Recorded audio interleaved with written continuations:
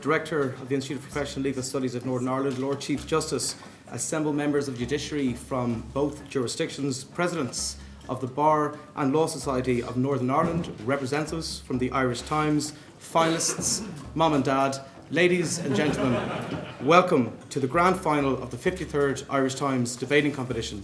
More a challenge to our generation. Like, we're not trying to appeal to people who are always going to emigrate, but I think the majority of people hold some fondness for this country in their hearts. We don't need this spirit of resignation. We need a spirit of renaissance, and that can only come by retaining this generation in the country. We think that people standing up and saying that if you want to find out who you are, if you want to be fulfilled, you should leave, is an unrealistic view. It doesn't take into account of the links, of roots, of solidarity, of what it means to have a home, of what it means to have roots.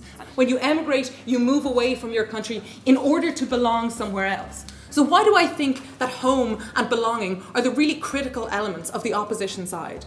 In a very particular sense, it teaches you how to express yourself. And I don't just mean the terrible Irish accents and saying incomprehensible words like "your man," most impossible phrase to explain ever.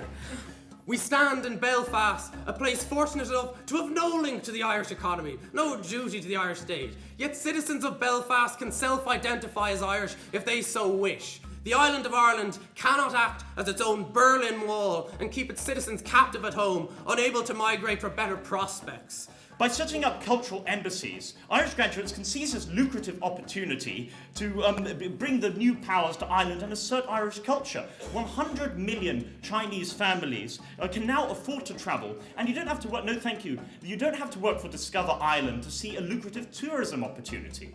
But why must this involve emigration? I will, Madam. I have to say that I have a tendency to perhaps be sensitive to the topic, but it sounds an awful lot like colonisation is what you're saying in this particular regard. You're bringing these people to another country, but you're bringing nothing in return in what you're saying.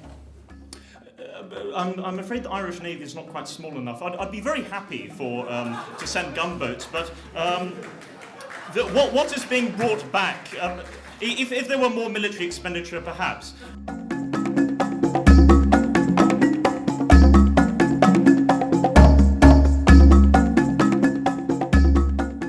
Printed word is going out of fashion. I would just say that one of the great joys tonight was to see how the spoken word is thriving in the format of debate, and that nobody, thank goodness, has come up with the verbal equivalent of an emoticon.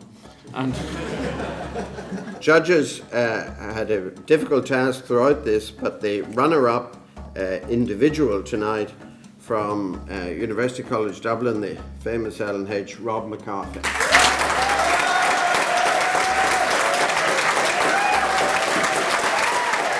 Winning team tonight from Trinity College Dublin, the Bram Stoker Club.